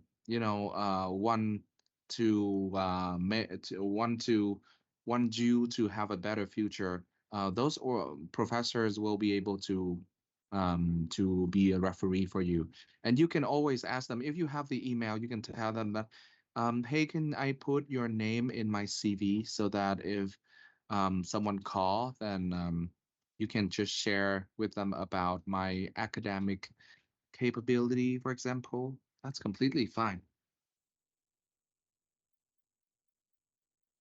Quốc An. Okay, Mister. Oh, can you hear me? Mm-hmm. Okay. First, I want to thank you about your presentation today. It's very insightful and helpful for me. Thank you. For the coming internship application because I'm a third year student. So in the first presentation, when you say we should imagine ourselves as Educator. educators, yes, Mm, to show them what we have learned and built. mm. But I wonder how do you keep that in a straight line with a job description or the interviewer's expectations? Mm-mm. Why we don't keep our head down? Oh, no, no, no. Keep our head down because in my personal view, the relationship between the interviewers and interviewees is a win-win relationship. Mm. Uh, and a good candidate should benefit from what he or she brings to the company and what he or she expect. So, what do you think about it? Thank you, Quốc An. That's a very good question. Very good. So basically, when you are asking for a job or asking for an internship, basically you are trying to ask them to give you something. You would feel that you need to, bow down. You need to keep your head down, but now, as you mentioned, it's a win-win situation here. So they win, we also win. But in order to do that, you really need to match your interests, what you can do to contribute to them. And by doing that, you will be able to educate, as I say, educate in the quote unquote educate, meaning that you are confident to share what you can do to help their organization, what you can do to make things better over there, not just to like can you please give me the internship because I really need it for graduation. Change the tone. Basically, like, I know this internship is going to be 3 months only, but in 3 months, I think these are what I can do to add more values to your organization. And actually, in the past, I have done this already. So I think I could be confident enough to carry on, the job. And with your mentorship, with your guidance, I think I can even perform the job better. So it's not like combating things, but it's more about collaboration between you and the company. As you mentioned, win-win. So um, not like give and take, but it's like I give, you give, and I take, and you also take. Does that make sense? Yes, that enough for me. Mm, Maybe that's okay. okay. Thank Thank you. you. Thank you. Sun Mai, do we have more time?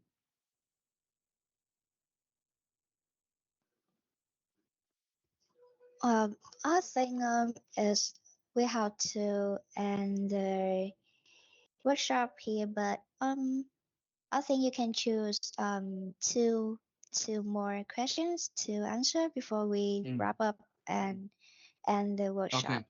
Okay, I see Khả Quân and Quốc Nam, right? I see Khả Quân and Nam. So I will allow them to ask the 3 questions. Khả Quân, you want to go? Oh, sure, I will go first. Mm. So I have one basic question is that, do the interviewers notice the way in charge the way you wait in the lobby? Can you repeat that? Do the interviewers like before we enter the interview, I heard from my sister who went in for the interview said that um, pe- some people in the HR staff are gonna look through the camera or something to judge how you behave while you were waiting in the lobby room, and that could be um, one of the criterion to see to judge how you behave Mm. and know the personality. So is it I true see. or not? I see. I see. I think some organizations may do it because they have the camera over there, but normally they don't do that. Normally, normally they will only start looking at you when you enter the room. And the way you enter the room, the clothes you wear, the eye contacts you make will tell a lot about yourself. So they will start judging from that point on. I see. Thank you. Hmm. Okay. Another person, I think it's Quốc Nam, right?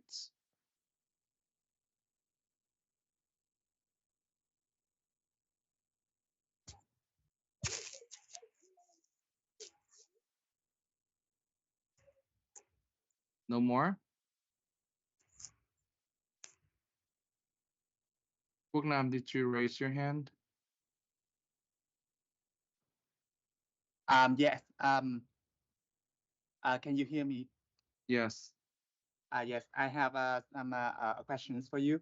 When I am in an interview, should I bluff about my ability and my achievement? Like, not I'm I'm not talking about lying about my ability. I'm talking about just uh, exaggerating the truth a little bit. Of course not. Of course not. Because they will only appreciate the truth. So if they by some means they figure out that you are lying or you are bluffing, maybe exaggerating about your achievements, they're not going to like it. And of course, if you're an interviewer, if you know that this person is basically talk about like this achievement is done by me, this number is done by me, not my team, but me. I think they will know. They will know. Or if they don't know, they will still think that this person's all about achievement, all about um taking credit and probably it's a red flag. So I think it's important for you to strike a balance between that. You need to take your credits when it's relevant, but at the same time, uh, mention that it's a team effort as well. Yes, I feel a little guilty about that.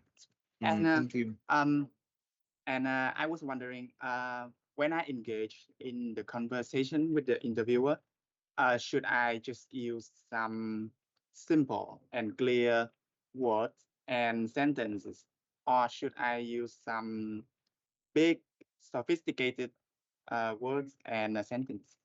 Okay, sophisticated words are like decorations, but it's like too much decorations.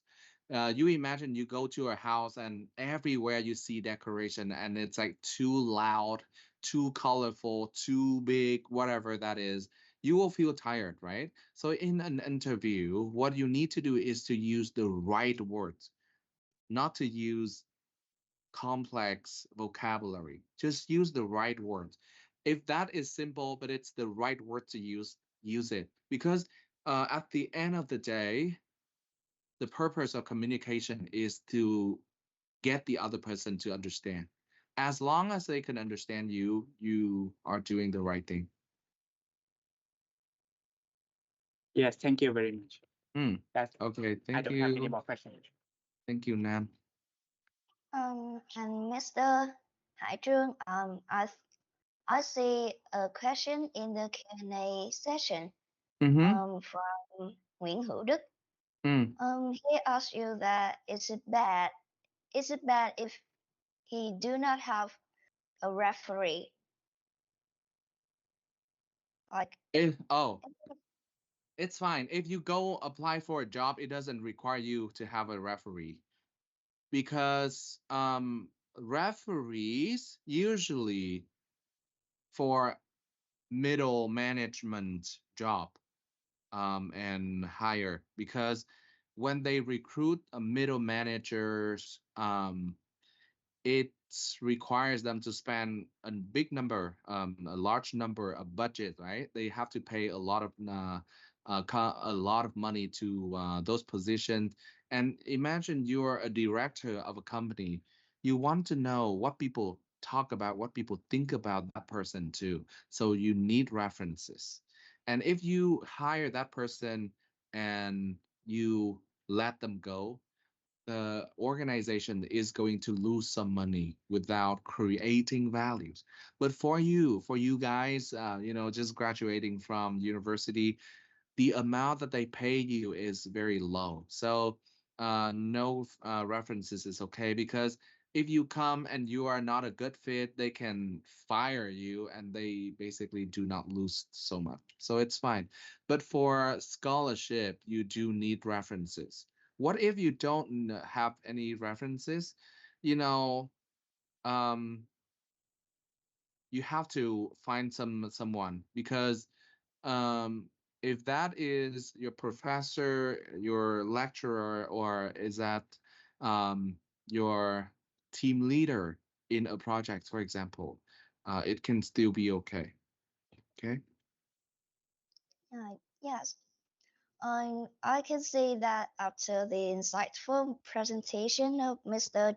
June, our participant has raised many hands and want to ask many questions, but due to time limitation, I think we should wrap up the workshop today. And Mr. Hải Jun, do you have any final thoughts? To me, thank you so much for staying until this time. And I know in the afternoon it can be very sleepy as well. So I appreciate that. And I hope you guys, will be able to utilize a few principles in this training today in your future interview. Yes, thank you so much for your time and for sharing such valuable insight with us today. And of course, a big thank you to all of you to be here and actively participating. I hope you found this workshop informative and useful. And before we say goodbye, let's capture this moment together. I'd like to invite all of you to turn on your camera so we can take a group photo. Everyone, please turn on your camera. And if you can, I'd like to invite you to set the workshop background so that we can take the picture.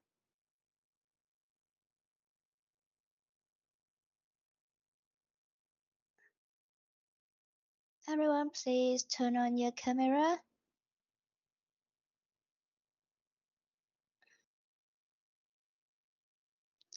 All right, I'll wait 1 minute for you to get ready.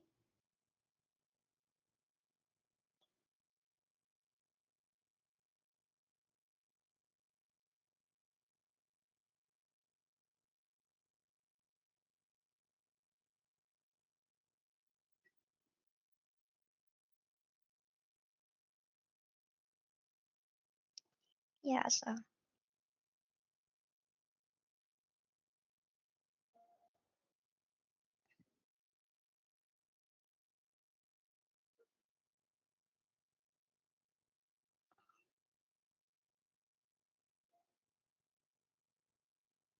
So, yeah, I can see many of you have turned on the camera. So, I will count 1, 2, 3, and we will say cheese and smile to take the picture.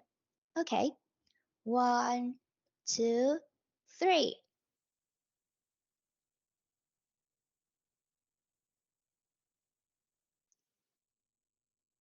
Okay. Wonderful. Thank you so much. But before you go, don't forget that UX Sharing and Giving Career Fair 2025 has many more exciting activities happening both online and offline. You can join us at UEXB campus or online activities on the event.uex.edu.bn platform.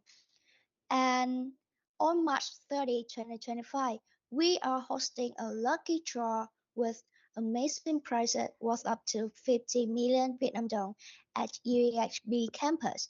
The more activities you join, the better your chances of winning, so don't miss out. For the latest update, be sure to follow the UEX fan page and the DSA fan page. Once again, thank you all for being here today. Wishing you all the best in your career journey. Goodbye and see you at our next event. Thank you, Sun Mai. So